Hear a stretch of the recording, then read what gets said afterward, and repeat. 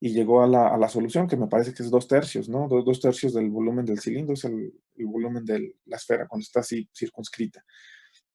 Y la solución la ven y es lindísima y es una solución que a mí nunca se me hubiera ocurrido. Ahora lo podemos resolver utilizando otras herramientas, ¿no? Porque sabemos cómo calcular los volúmenes de superficies, sabemos cómo calcular los volúmenes de superficies de sólidos, o cómo calcular las áreas de superficies, etcétera, ¿no? Otros de los problemas típicos eh, son estos de cómo encontrar la figura geométrica que tenga, por ejemplo, el, el de, el de que si tienes un perímetro dado, un cierto perímetro, el perímetro que sea, cuál es la figura geométrica en el plano que va a tener la mayor superficie con un perímetro dado. O sea, un cuadrado con ese perímetro, un pentágono, un hexágono, un círculo. Y esa, por ejemplo, es a lo mejor como intuitivamente, yo creo que a todos se nos ocurre intuitivamente llegar a que es un círculo, ¿no? O sea, es como imaginar que te den un poco de alambre para hacer una cerca y te piden que el espacio dentro de la cerca sea el más amplio, pues yo creo que sí se nos ocurre, ¿no? Como que haces un cuadradito y le empujas un poco al alambre de un lado, de otro, y al final terminas con un círculo como para expandirlo, ¿no? Pero la solución geométrica a ese problema, que tampoco la hubiera conseguido yo, eh, es bastante... A ver, allá. Sí, claro, gracias, Monse. Dejo entrar a alguien que falta. Pero no me sale en. Perdón, es que me dijeron que Eduardo estaba queriendo entrar, pero no me sale que esté en sala de espera.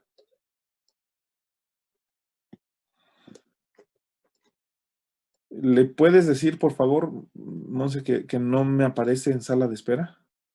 Sí, profe. Gracias.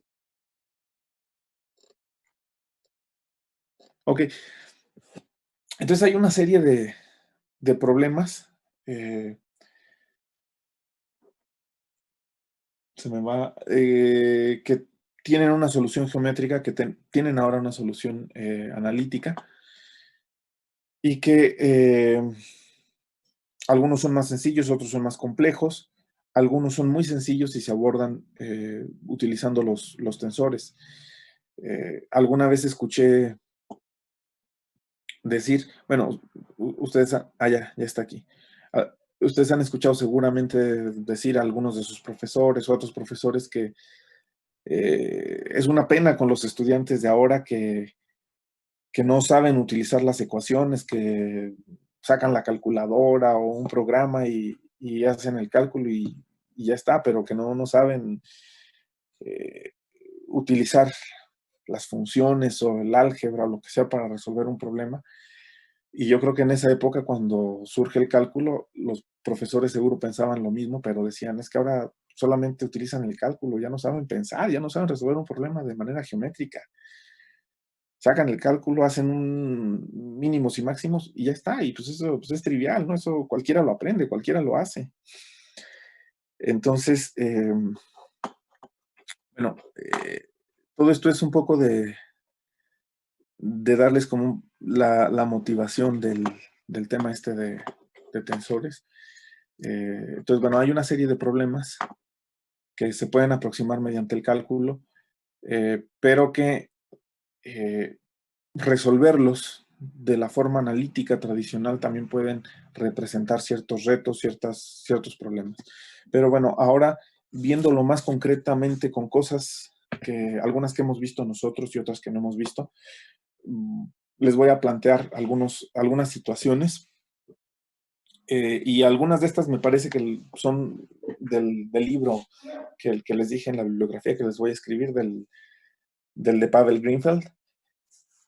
Entonces vamos a ver algunos ejemplos de operadores y de funciones que conocemos y que dependen del marco de referencia. Entonces vamos a ver ahí nuevamente la utilidad de los tensores, de cómo nos podrían simplificar las cosas. Bueno, un ejemplo lo vemos cuando hacíamos el cambio de coordenadas, ¿no? Cuando queríamos encontrar, por ejemplo, el elemento de área que teníamos de X, de Y. ¿Sí estoy compartiendo pantalla? Ok. Y que utilizábamos el jacobiano, ¿no?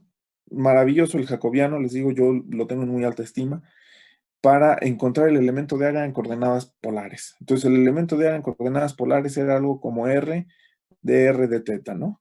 Y después, si lo queríamos encontrar en coordenadas esféricas, era algo como, díganme si estoy mal, porque no lo recuerdo muy bien, pero era rho cuadrada, seno de teta o seno de phi, de rho, de teta, de phi. Creo que era algo así por el estilo, ¿no? Entonces, si se dan cuenta, esto ya les está hablando de que un sistema coordenado con otro sistema coordenado con otro sistema coordenado no transforman de la misma forma, de la misma manera, ¿no? Eh, Había un ejercicio por ahí, me parece, en los que hemos visto cuando veíamos regla de la cadena, si no me equivoco. Creo que era con regla de la cadena, que ahí todavía no veíamos laplaciano, pero me parece que les puse un ejercicio de encontrar el laplaciano en coordenadas polares o en coordenadas esféricas. Creo que sí les puse un ejercicio de esos. Y veían que el laplaciano, que en coordenadas cartesianas el- era simplemente las segundas derivadas eh, parciales.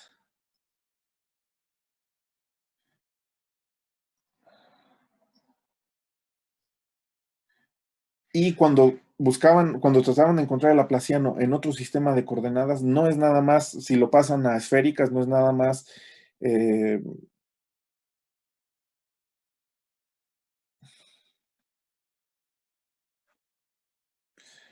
no es nada más las segundas derivadas parciales de rho, eh, de teta y de phi, sino que es una expresión bastante más complicada que esto. Bueno, más complicada para ciertas cosas, para otras simplifica la vida, pero bueno, no transforman de la misma manera. Entonces, estos son casos que nos muestran que no son invariantes nuestras cantidades que calculamos en un sistema de coordenadas y en otro sistema de coordenadas. Es por eso que tenemos que encontrar las equivalencias que hay entre este marco de referencias y este otro marco de referencias. Porque en estos casos no es lo mismo esas magnitudes de las que hablábamos al principio de hoy cuando decíamos de los tensores, no conservan esas magnitudes. Entonces, otro ejemplo que tendríamos sería el gradiente de una función f, ¿no? Si ustedes tienen... ¿Alguien habló o es mi eco? Es mi eco, ¿verdad? Perdón. Eh, entonces, el gradiente de una función f en un punto P, vamos a tener el gradiente de una función f, vamos a tener el gradiente de una función f en un punto P, ¿no? Ustedes están familiarizados con las dos definiciones. También, por eso siempre trato de hacerles énfasis en la definición geométrica, a lo mejor con todo el rollo que les conté hoy, se pueden hacer una idea de por qué siempre les hago énfasis en cuál es la interpretación geométrica de esto, cuál es el significado físico que tiene esto, geométricamente, cómo explicaría esta o cual cosa. Mm, Va un poco por ahí. Entonces, a lo mejor hoy les hace sentido de por qué hago énfasis siempre en eso, y siempre es pregunta de examen oral o así. Entonces, bueno, el gradiente de una función en un punto P, ustedes tienen ya las dos definiciones, la definición analítica y la definición geométrica. Si piensan en la definición geométrica del gradiente de f, eh, pues es un vector, ¿no? Que apunta en la dirección del mayor incremento de la función f, ¿no? El gradiente de f en el punto P nos daría la dirección del mayor incremento de la función f. Esa sería la interpretación geométrica de ese gradiente. Y su magnitud va a ser igual al mayor, a la mayor razón de incremento, ¿no? La magnitud va a ser la mayor razón de incremento, dado que es un vector, ¿ok? Y esa sería la interpretación geométrica. Ahí tenemos interpretación meramente geométrica. ¿Qué nos está diciendo en el espacio? ¿Qué quiere decir? Ahora, de acuerdo a la definición analítica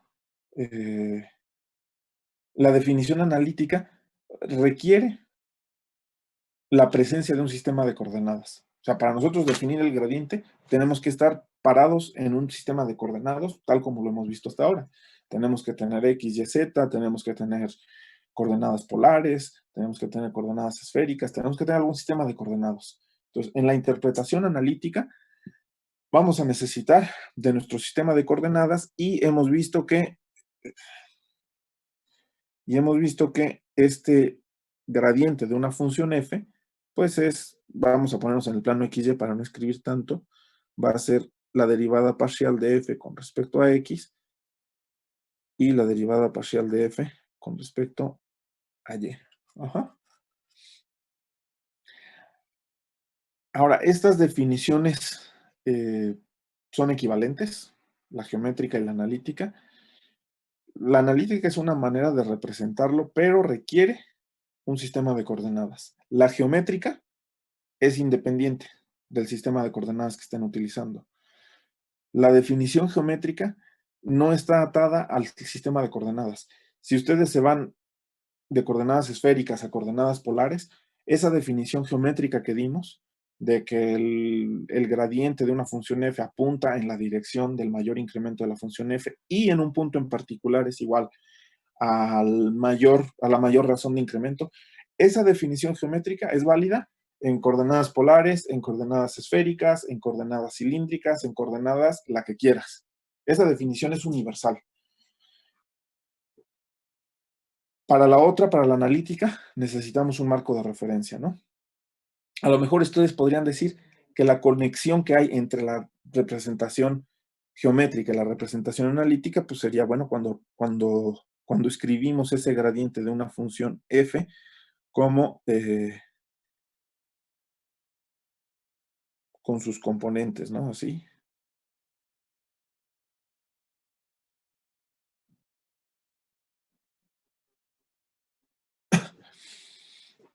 Donde I y J nuevamente son los conjuntos base, son las bases de nuestras coordenadas.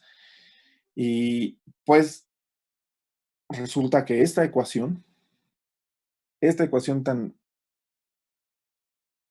bonita que tenemos y tan útil que es, solamente se puede considerar válida si produjera el mismo vector en todos los sistemas de coordenadas.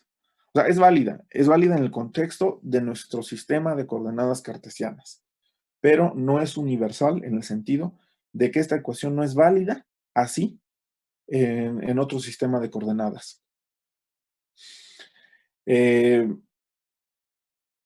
Y esto, les digo, ya lo hemos visto, cuando hemos tenido que convertir de un sistema de coordenadas a otro, cuando tenemos que utilizar la regla de la cadena para encontrar el gradiente en coordenadas polares, en coordenadas curvilíneas, en coordenadas tal o cual.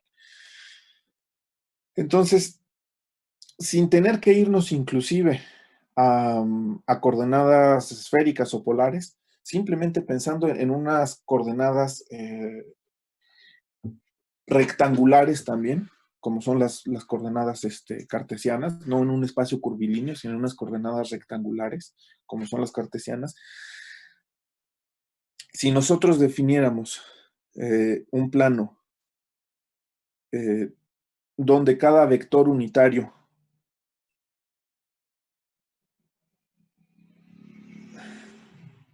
vamos a hacer una cuadrícula y cada cuadrícula vale 1.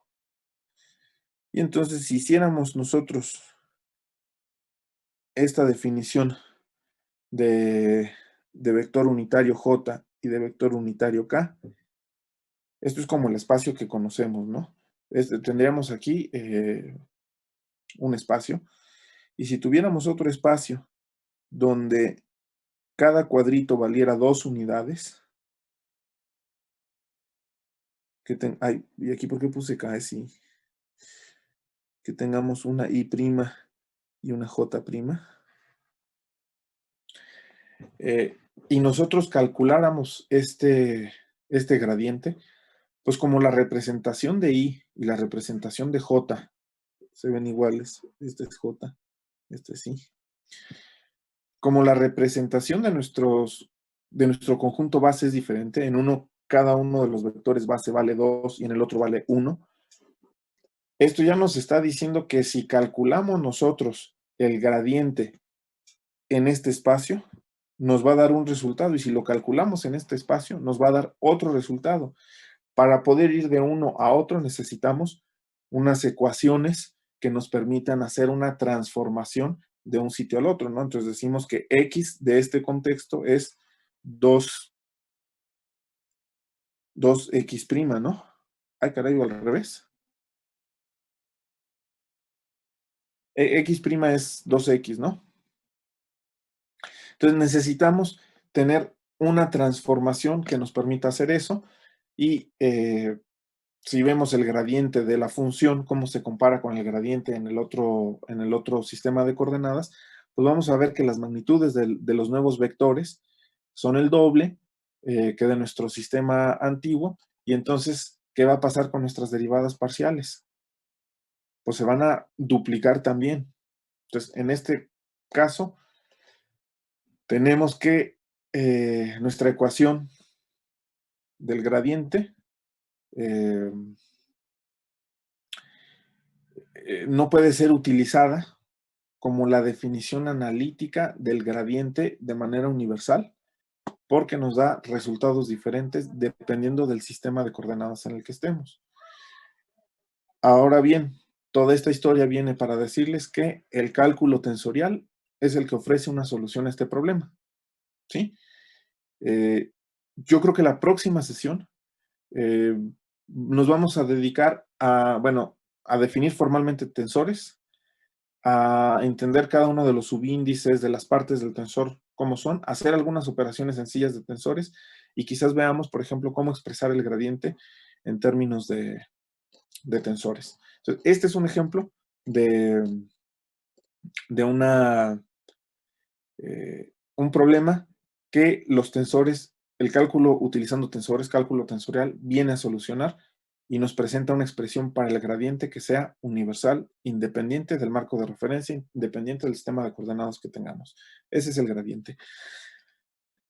Por ejemplo, otro caso. Cuando ustedes en álgebra lineal, ya llevan todos álgebra lineal, ¿no? Sí. Sí, ¿no? Álgebra lineal. Entonces, seguramente en álgebra lineal se encontraron con aquella propiedad de los determinantes, ¿no? Que les decía que el determinante del producto, del producto de dos matrices, cuando ustedes tenían una matriz A y una matriz B, era igual a el producto de los dos determinantes, ¿no? El determinante de A por el determinante de B. Y bueno, pues esta, así visto nada más y con todas las peculiaridades que tienen las matrices, pues esto es un resultado ahí súper mágico, ¿no? Y demostrarlo es un lío, ¿no? Hacer la demostración de esto, se van a alguno de los libros clásicos de álgebra lineal y es un rollazo demostrarlo, ¿no? Si expresan esto en términos de tensores, en realidad demostrar que esto es así es cosa de un renglón prácticamente, ¿no? Nos tendremos que familiarizar con algunos conceptos como los deltas de Kronecker, que seguramente ya los manejan ustedes más o menos, con el operador de Levi-Civita, que permite hacer permutaciones en columnas y cosas así, y teniendo ya esas herramientas, demostrar que esto es así surge de alguna manera como algo natural en términos de tensores. Entonces, bueno, esa es otra aplicación en álgebra lineal. Ahora hay otra que les iba a comentar. Justamente empecé hoy platicándoles que ahora que estuve resolviendo los ejercicios que les había dejado, pues me encontré con varios de esos ejercicios y ustedes se habrán encontrado probablemente también eh, con que hay varios ejercicios que requieren algunas identidades. No son muchos, son quizás dos o tres, yo creo que dos ejercicios que requieren identidades y el que les dije que requiere esa técnica de encerrar una discontinuidad en una bola, que quizás no estuvieran familiarizados con esas técnicas. El de la bola, que eso es otra cosa, es diferente, que les digo que es algo muy utilizado en ecuaciones diferenciales, pero también está los que requerían como alguna identidad especial para resolverse, ¿no? Alguna identidad de campos vectoriales. Y, y les digo, empecé con eso. Eh, Les podría decir que justamente ese fue el propósito de poner los ejercicios, que vieran a partir de ahí encontraran como la justificación de por qué teníamos que ver campos vectoriales, pero la realidad es que no es así.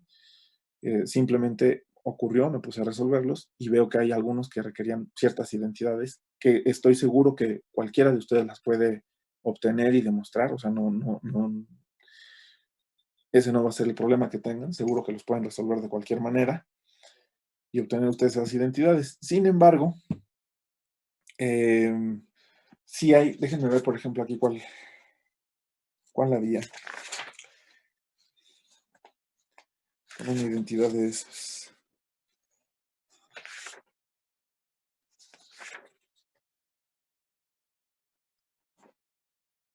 Sí, por ejemplo, estaba esta identidad de campos vectoriales que decía, que les decía yo en ese ejercicio, eh, que si utilizaban la identidad de campos vectoriales,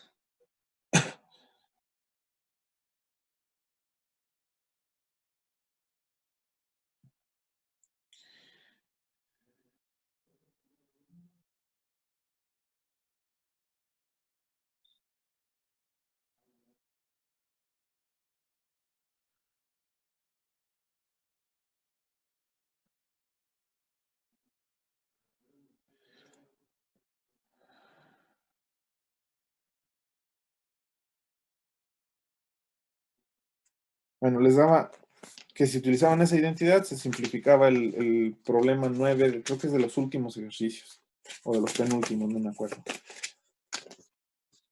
Entonces, bueno, este tipo de identidades o la equivalente con el producto cruz, con el rotacional, la equivalente de esta, que es algo así. Ah,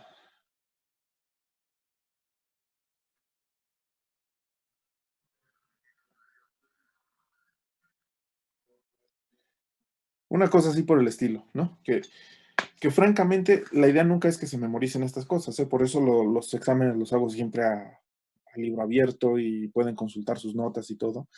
La idea no es que memoricen esto, pero, hombre, es útil saber que existen estas identidades y por otro lado, bueno, de entrada se los digo, nunca es mi intención que memoricen este tipo de cosas. O sea, en cálculo vectorial hay un montón de fórmulas, que la fórmula del flujo, la del campo, la de la integral, la del el área, la de la superficie, la del arco, y después todas las de campos vectoriales y esto, y memorizar eso pues sería una locura. O sea, yo no me la sé esto ahorita porque más o menos es con lo que estamos trabajando, pero me preguntan en 2 semanas y, ay, no me acuerdo, déjame la busco, o vamos a deducirla utilizando tensores, por ejemplo. Eh, Esa es justamente el otro punto de por qué es útil esto. Que si utilizan cálculo tensorial, definitivamente no tienen que memorizar este tipo de identidades y que surgen de manera natural en el lenguaje de tensores. Si expresan esos campos vectoriales como en el lenguaje de tensores y expresan esos gradientes en esa forma, les surgen de manera bastante más natural. Entonces, esa es otra de las grandes eh, ventajas de los tensores. Obviamente, toda esa maravilla de que los tensores les faciliten tanto la vida, también tiene un cierto precio, o sea, no es como gratuito. Sino, ¿por qué no nos enseñan tensores desde la prepa y nos quitamos de cosas? El costo es familiarizarse con su notación, que son, a veces es una locura de subíndices, ¿no? Y también se vuelve un poquillo ahí trastornado viendo todo el montón de subíndices que aparecen en la notación de tensores y qué quieren decir y cuál subíndice va con cuál y cuál opera con cuál otro y esto. Es el costo que tendría, ¿no? Pero sí puede facilitar mucho el recordar este tipo de identidades, ¿no? Por ejemplo, esa sería una justificación de por qué es importante estudiar tensores. Y bueno, hay una gran cantidad de problemas con los que están ustedes familiarizados, el de optimizaciones, por ejemplo, optimizaciones de, por ejemplo, el ejercicio que vimos también en la clase, aquel que era también de la fórmula de Herón del área de un triángulo y que había que hacer una optimización, encontrar cuál era el mínimo o el máximo del área, cuál sería la longitud de los lados del triángulo. ¿Se acordarán de ese ejercicio que resolvimos en uno de los ejercicios? Los problemas de optimizaciones, como el que les mencioné hace un momento, el de si te dan una cierta longitud de alambre y te piden que hagas una cerca con ese alambre, es decir, con un perímetro, y que ese alambre abarque la mayor parte de área posible, pues es un problema de optimización, ¿no? Básicamente. Entonces, este tipo de problemas se pueden simplificar bastante utilizando tensores. Ahora, nos queda solamente una sesión para ver algunas cosas de tensores. No es que en esa sesión vayamos a alcanzar a ver todo este tipo de problemas, vayamos a adquirir toda la familiaridad, todas las herramientas que vienen con tensores, les digo, eso puede ser, y es un curso completo, un curso de licenciatura, un curso de posgrado de tensores o más. No es la idea hoy fue introducirlos, darle la justificación de por qué es importante, y para mí el mensaje para que se lleven a casa de esto es todas las utilidades que pueden tener en muchísimos contextos. Para los que van a cosas de relatividad, son fundamentales. Entonces, termino aquí el día de hoy. Nos vemos el lunes, que tenemos nuestra última sesión. Ya que estoy ahora más o menos al corriente, esta semana antes de que llegue el fin de semana, espero ponerles las notas de la siguiente clase y algunos ejercicios de la siguiente clase junto a sus respuestas para que los podamos trabajar. También la próxima clase, que es la última que tenemos el lunes, quizás me tome la libertad de robar 10 minutos o 15 máximo de la clase al final para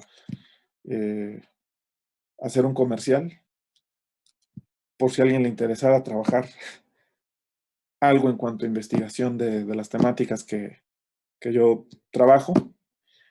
Entonces, abusando de su tiempo, se los advierto desde ahora. Probablemente tome los últimos 10, 15 minutos para platicarles un poco, por si alguien eventualmente estuviera interesado en hacer algún trabajo que pudiera derivar en una tesis o en algo así por el estilo. Y bueno, por mi parte es todo por hoy. Les digo, era simplemente introducirlos al tema de tensores, que se lleven una idea de qué son los tensores, una idea intuitiva al menos, con lo que vimos al inicio, tensores de rango 0, tensores de rango 2, de rango 1, 2 y 3 en espacio tridimensional. Y después con estos ejemplos que dimos de las posibles aplicaciones, que se lleven ya una idea, que se lleven la importancia que pueden revestir en un gran número de aplicaciones aplicaciones y cosas fundamentales, pues, pero en geometría diferencial, en cálculo vectorial, o sea, todo el curso que vimos ahora, cálculo vectorial, prácticamente se podría reformular en términos de tensores, que es de las cosas que se ven en un curso de cálculo tensorial. Y bueno, pues es todo. Muchas gracias y nos vemos el lunes. Muchas gracias, profesor. Que esté muy bien. Igualmente, Brandon. Gracias, profe. A todos. Hasta luego, profe. Hasta luego. Muy bien. Igualmente, bonita semana. Ánimo con el cierre de